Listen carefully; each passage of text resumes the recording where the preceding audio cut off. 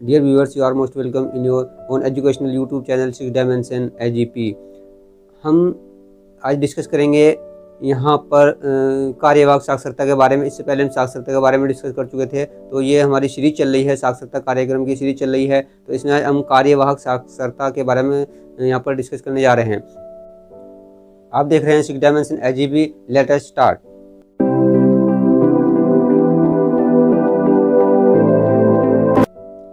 मान लीजिए आपके गांव में कुछ श्रमिक हैं, कुछ ग्रामीण हैं, कुछ किसान हैं, कुछ मजदूर हैं, कुछ दुकानदार हैं, शॉपकीपर हैं और कुछ वहाँ पर राजमिस्त्री हैं, कुछ वेल्डर हैं। तो इस तरह से कुछ बढ़ई भी हैं यहाँ पर। इस तरह से ये बहुत सारे यहाँ पर पर्सनालिटी है, यहाँ पर ये काम करने वाले लोग हैं।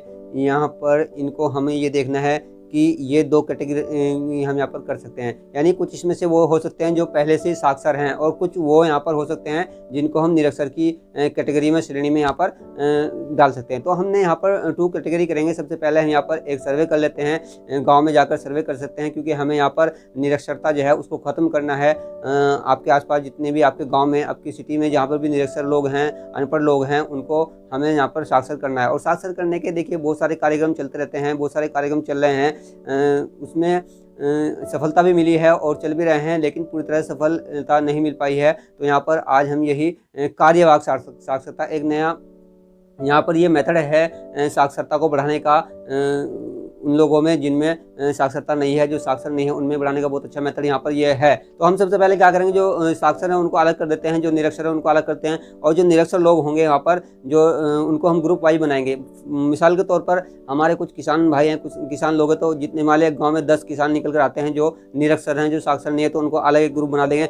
कुछ हमारे यहाँ पर राजमिस्त्री निकल कर आते हैं, मान लिया 10 लोग निकलते हैं जो राजमिस्त्री हैं, जो निरक्षर हैं, साक्षर नहीं है। इसी तरह से वहाँ पर कुछ दुकानदार हैं, कुछ शॉपकीपर हैं जो अपना शॉप का काम करते हैं, दुकान पे काम करते हैं, परचून की दुकान है, लेकिन वो ज़्यादा पढ़ना लिखना नहीं जानते, साक्षर नहीं है। तो उनको भी हम यहाँ पर एक ग्रुप बना सकते हैं और हम इनको एक दिन का कोई भी एक समय जो उनके हिसाब से सूट करता हो यहाँ पर निर्धारित कर देते हैं कि आपकी 1 घंटे यहाँ पर ये साक्षरता की क्लास चलेगी और उसको लेकर हम यहाँ पर ये मिशन चला सकते हैं।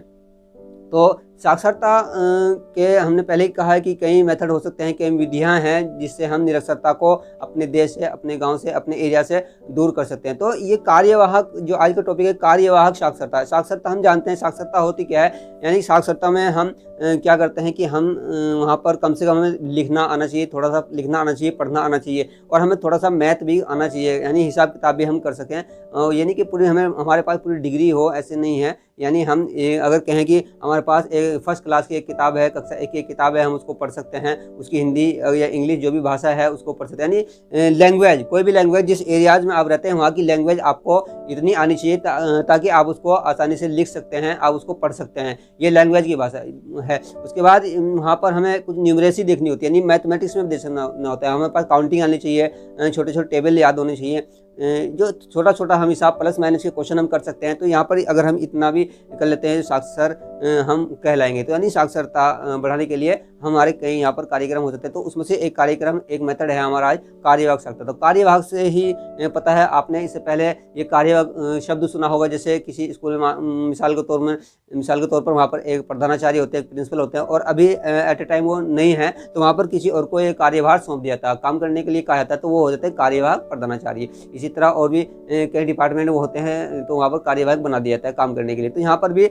ये साक्षरता है कार्यवाहक। यानी यहाँ कार्यवाहक से क्या मतलब होगा, अभी हमने ग्रुप किए हैं, अलग अलग किसानों का अलग किया है, जो हमारे दुकानदार हैं उनको अलग ग्रुप किया है, बढ़ई, राजमिस्त्री सबको अलग किया है। अब ये वो हैं जिनको ज़्यादा पढ़ना लिखना नहीं आता, तो हमें इनको साक्षर बनाना है, पढ़ना लिखना सिखाना है। अगर हम इनको डायरेक्टली पढ़ना लिखना सिखाएंगे तो वो ज़्यादा इंटरेस्ट नहीं लेंगे, यानी वो ज़्यादा उसमें मज़ा नहीं आएगा, उनको बोरियत भी होगी। तो हम क्या करते हैं, जो उनका काम है उनके काम को इस साक्षरता से जोड़ते हैं, इस पढ़े लिखे से उनके काम को जोड़ते हैं, ताकि वो इसमें इंटरेस्ट भी लेंगे, उनको मज़ा भी आएगा और वो आसानी से यहाँ पर सीख भी सकेंगे। मिसाल के तौर पर एक राजमिस्त्री है, अगर हम एक राजमिस्त्री को लेते हैं, राजमिस्त्री वाला जो ग्रुप है उसको उठाएंगे, तो वो काम करते हैं, आप देखते हैं। अगर हम उनको ये बताएंगे कि ये इंच टेप है, ये फीता है, तो इसमें क्या है, ये सेंटीमीटर है, ये mm है, ये मिलीमीटर है, और ये क्या नाम, ये सब जितनी भी न्यूमरेसी है, जितनी भी ये हिसाब किताब है, गणित का काम है, ये हम उनको बताएंगे। ये सेंटीमीटर होते हैं, ये इंच होते हैं, 1 इंच में इतने सूत होते हैं, या 1 सेंटीमीटर को हमें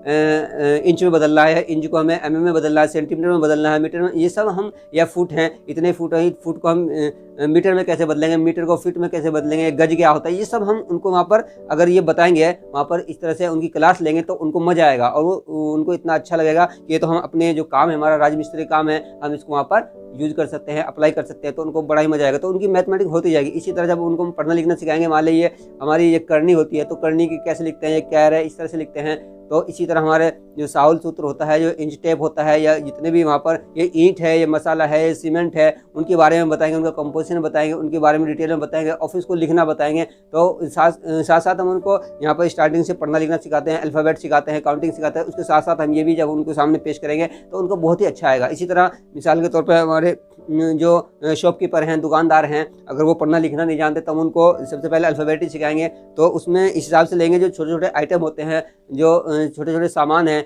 मिसाल के तौर पे कोई आम बेचता है तो हम उसको बताएंगे ये आ है, ये मैं मिला के आम बन जाता है, ये मैंगो है या आम बन जाता है, तो उसको अच्छा लगेगा कि आज तो मैं एक वर्ड लिखना सीख गया हूँ, अपने एक सामान का नाम। दाल लिखना है तो हम बताएंगे द है, आगे बात दाल है, दाल बन जाता है। या नमक बताएंगे कि न मैं क्या नमक लिख सकते हैं हम इस तरह से, तो इस तरह से उनकी लैंग्वेज लिखने की जो लिटरेसी है वो बढ़ेगी। इसी तरह उनको हम मैथमेटिक्स सिखाएंगे, काउंटिंग सिखाएंगे कि हम कोई मान लीजिए नमक है तो ये 5 रुपीज़ का आता है, तो 5 लिखने बताएंगे कि 5 ऐसे लिखा जाता है, तो वो खुश हो जाएंगे। यानी वो मार्केट में अपना सामान अगर लेने के लिए जाते हैं तो उनको आराम से अपना वो वहाँ पर सामान जो है लगे, जितना भी उनकी परचून का दुकान का वो वहाँ पर परचेज कर सकते हैं। तो इस तरह से आपने देखा कि ये जितने भी हमारे ग्रुप थे, हम उनको ये इस तरह की शिक्षा दे सकते हैं। उनको पढ़ाने के साथ साथ उनका जो काम है उस काम को जोड़ेंगे उसमें से, यानी बिना काम के जोड़े अगर पढ़ाएंगे तो उसमें इतना मज़ा नहीं आएगा। और जो उनके काम के, लेकिन इससे पहले हमें उनके ग्रुप बनाने होंगे, काम के हिसाब से ग्रुप बनाने होंगे, किसानों का अलग ग्रुप बनाना होगा, ठीक है। उनका जो बड़े ही उनका जितने भी ग्रुप मैंने अभी डिस्कस किए हैं, इसके अलावा बहुत सारे ग्रुप हैं, तो इसको हम अच्छा इसमें कोई भी आप टीचर इन्वॉल्व हो सकते हैं, जो गाँव के जो पढ़े लिखे लोग हैं वो भी यहाँ पर इन्वॉल्व हो सकते हैं। इनको एक्स्ट्रा टाइम देकर अपने जो महल्ले गली के उनको पढ़ा सकते हैं। सरकार ने भी बहुत सारे जैसे विलेज सिस्टर्स हैं या अदर बहुत सारे यहाँ पर कार्यक्रम चलाए होते हैं, प्रौढ़ शिक्षा के भी कार्यक्रम होते हैं। तो हम किसी को भी मतलब कोई भी जो भी मेथड है गवर्नमेंट का, उसको किसी को भी हम यूज कर सकते हैं, प्राइवेट मेथड को यूज कर सकते हैं। लेकिन कार्यवाहक साक्षरता मैं समझता हूँ कि ये आज के टाइम की बड़ी ही महत्वपूर्ण है और ये सभी को इसकी ज़रूरत भी है। तो साक्षरता को हम कार्यवाहक बनाएं, यानी उसको उनके वर्क से जोड़ें, कनेक्ट करें वर्क से, तो इसका रिजल्ट मैं समझता हूँ बहुत ही अच्छा निकल कर आता है। इसी के संबंधित में हमारे कुछ आयोग बने हैं साक्षरता के बारे में, एजुकेशन के बारे में कुछ आयोग भी है, जैसे कोठारी आयोग है। कोठारी आयोग ने तो यहाँ तक कहा था कि अगर हमें साक्षरता को बहुत ही उपयोगी बनाना है, बहुत ही यूजफुल बनाना है,